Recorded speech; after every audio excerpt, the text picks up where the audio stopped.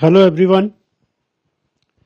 Now let's take up one amendment, that is interest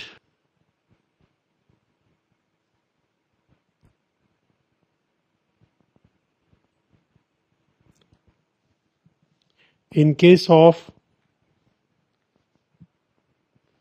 wrongly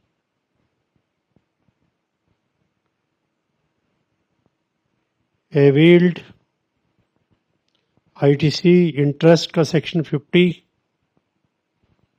rule 88B। देखिए मेरा credit ledger है, credit laser.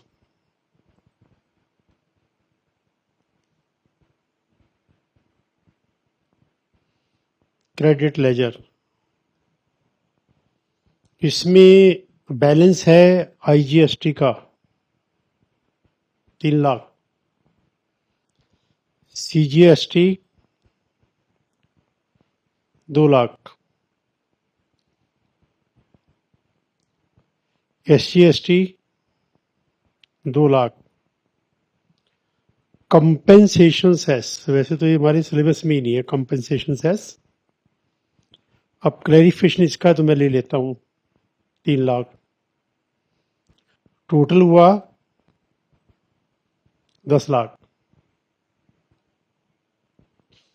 इसके अलावा मैंने रॉन्गली गलती से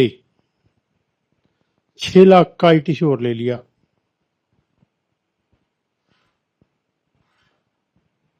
बैलेंस हो गया 16 लाख। फिर उसमें से कुछ अवेल कर लिया,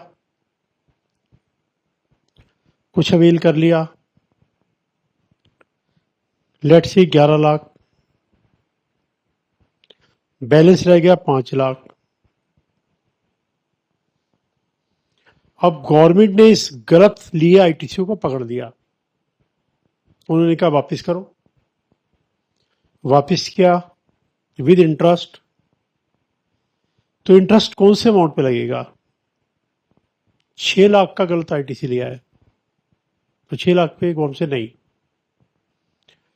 6 लाख आपने अवेल किया, यूटिलाइज नहीं किया। यूटिलाइज तो आपने 1 लाख ही किया, 5 लाख तो अभी भी पड़ा हुआ है। आपने जो 11 यूज किया, 10 तो आपका था, आपने एक और एक्स्ट्रा यूज किया, यानी आपने जो यूज किया वो गलत सिर्फ 1 लाख यूज किया, तो 1 लाख पे इंटरेस्ट दे दो आप हमें। जिस दिन आपने यूज किया और जिस दिन वापस किया उस पर इंटरेस्ट दे दो, ठीक है। लेकिन मैं कह रहा हूं मैंने जो यूज किया वो 11 लाख यूज नहीं किया, मैंने तो यूज किया था 4 लाख और बैलेंस अभी बचा हुआ है 12 लाख। मैंने 11 लाख यूज, मैंने 4 लाख यूज किया है, 12 लाख बचा हुआ है। तो मैंने गवर्नमेंट को कहा कि जी जो मैंने गलत अवेल किया, यूज कहां किया? मैंने तो 4 लाख अपने वाले में से यूज किया है, 4 लाख तुम्हारे वाले में से कहा यूज किया है? उनसे एग्रीड, अपने वाले में से किया है तो कोई इंटरेस्ट हम आपसे नहीं देंगे। तो ये बात तो पहले भी थी, मैं कोई नई बात नहीं बता रहा कि जो आपके पास ITC है, जो बैलेंस आपका जेन्युइन है वो तो यूज कर लो, कोई बात नहीं। गलत में से यूज करो, जो गलत रोंगली अवेल्ड है। मैंने इस केस में रोंगली अवेल्ड से 1 लाख यूज कर लिया तो 1 लाख पे लगेगा। इस केस में नहीं यूज किया, इस केस में मेरा बैलेंस था।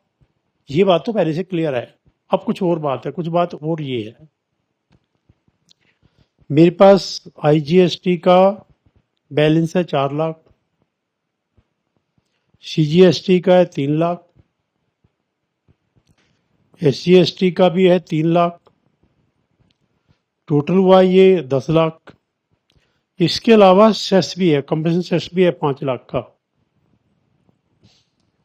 तो गवर्नमेंट से आपने मान लो गलत टैक्स अवेल किया, मान लो IGST का आपकी लाइबिलिटी थी और उसमें आपने यूज कर लिया, 12 लाख को यूज कर लिया, ठीक है। अब आप तो कहेंगे जी मेरे पास 15 लाख था, मैंने गलत क्या किया? रोंगली अवेल्ड तो इसके अलावा होगा, रोंगली अवेल्ड भी लिख देता हूं। मान लो 4 लाख रोंगली अवेल्ड है तो मैं कहूंगा मैंने तो 12 लाख अपने यूज किया, कौन से नहीं, कि कंपेंसेशन सेट को छोड़ देना, छोड़ के बैलेंस बताना कितना है। अगर आपने IGST को यूज किया है तो आईजीएसटी के लिए आप ईआईजीएसटी यूज कर सकते हो, सीजीएसटी यूज कर एसजीएसटी यूज कर सकते हो। ये कंपेंसेशन सेस के लिए यूज होता है। यानी जो आप आईजीएसटी के लिए बैलेंस यूज कर सकते हो वो ये वाला यूज कर सकते हो। ये तो 10 ही है, कंपेंसेशन सेस मिला के बन रहा है 15। तो कंपेंसेशन सेस को कंपेंसेशन सेस के लिए यूज करते हैं। वंस अगेन मैं कह रहा हूँ ये सिलेबस में नहीं, इसका क्लैरिफिकेशन आना नहीं चाहिए, लेकिन आ गया तो कोई बात नहीं। तो आप ये ध्यान रखना, हम कंपेंसेशन सेस को छोड़ करके बाकी जो टैक्स क्रेडिट है वो आईजीएसटी के अगेंस्ट यूज कर सकते हैं। अगर हमारा 12 लाख का आउटपुट आईजीएसटी है और हमने इसमें से यूज कर लिया 12 लाख, तो समझो 10 यहां से यूज किया और 2 जो रोंगली अवेल्ड था उसमें से यूज कर दिया, 2 लाख पे आपको इंटरेस्ट देना पड़ेगा। सिंपल वर्ड में ये है कि जितना आपका टैक्स क्रेडिट कंपेंसेशन सेस को छोड़ करके है वहां तक आप यूज कर लो आईजीएसटी के लिए, कोई बात नहीं। लेकिन आपने इसको छोड़ करके जो और एक्स्ट्रा यूज किया, आप कहोगे कंपेंसेशन सेस में से यूज किया, हम नहीं मानते, हम कहेंगे रोंगली अवेल्ड में से यूज किया, इसके ऊपर आपको इंटरेस्ट देना पड़ेगा।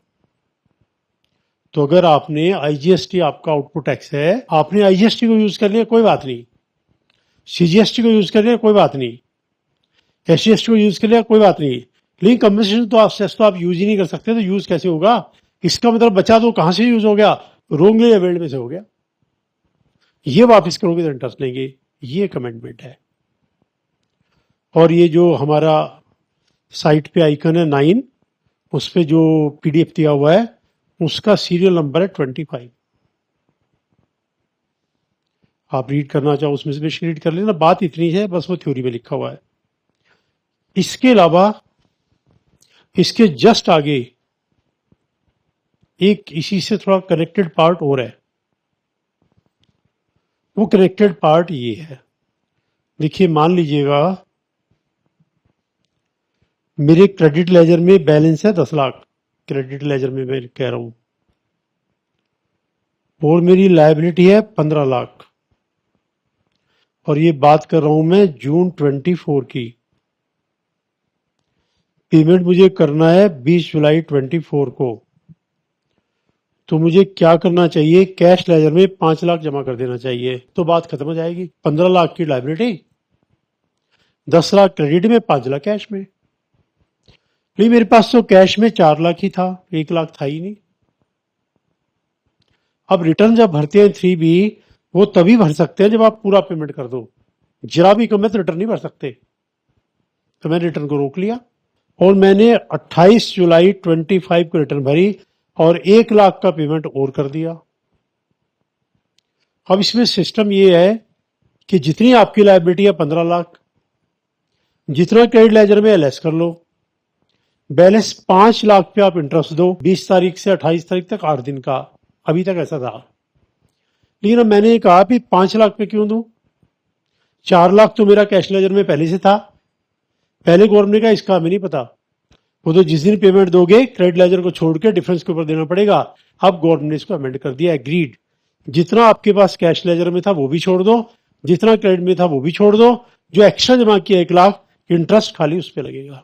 एक बार फिर देख लीजिएगा, 15 लाख की लायबिलिटी जून 24 की, 10 लाख का बैलेंस क्रेडिट लेजर में, तो मैं 5 लाख को जमा करके 20 जुलाई को रिटर्न भर दूं तो बात खत्म हो जाएगी। लेकिन मेरे पास 5 लाख है ही नहीं, मेरा 4 लाख है। अब ऐसा नहीं हो सकता कि मैं 4 लाख देकर रिटर्न भर दूं, बिकॉज जीएसटीआर 3B में क्लियर है, फर्स्ट मेक फुल पेमेंट। जरा भी पेमेंट कम रह गई रिटर्न इनवैलिड मानी जाएगी। तो मैंने रिटर्न को भी रोक दिया।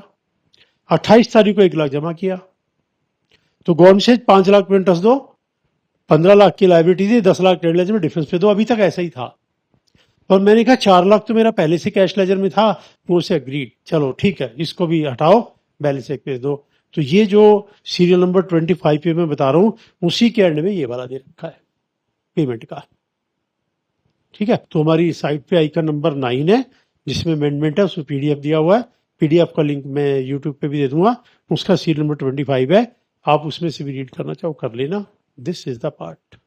बाकी इसको डाउट है मुझसे पूछ लेना। मेरा नंबर 9310633381 व्हाट्सएप पे डाल देना या कमेंट में डाल देना। ठीक है, ओके, थैंक यू।